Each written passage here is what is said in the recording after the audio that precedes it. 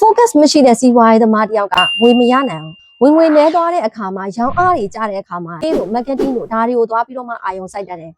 အခွင့်အရေးတွေကိုသိတယ်အခွင့်အလန်းတွေလည်းရှိတယ်ဆုံးဖြတ်ချက်ချဖို့အတွက်နောက်ကျနေအတွင်းရှုပ်တဲ့ stress တွေများတယ်ဒီလိုနဲ့ပဲကိုရတဲ့ရထိုက်တဲ့အခွင့်အလန်းတွေကိုလက်လွတ်ဆုံးရှုံးခဲ့တာဘလောက်တောင်များနေပြီလဲပြဿနာကတော့ market မကောင်းတာမဟုတ်ဘူး save မကောင်းတာလည်းမဟုတ်ဘူးတကယ်တမ်းကမိတ်ဆွေရဲ့ focus စွမ်းအားနည်းနေတာကြောင့်ဖြစ်တယ်မိတ်ဆွေကကိုယ့်ရဲ့မတိစိတ်ကိုပြန်ပြီးတော့မှ reprogram ပြန်လုပ်လိုက်မယ်ဆိုလို့ရှင်တော့ KLT ဆိုတဲ့ရှင်းလင်းပြတ်သားတဲ့အရာ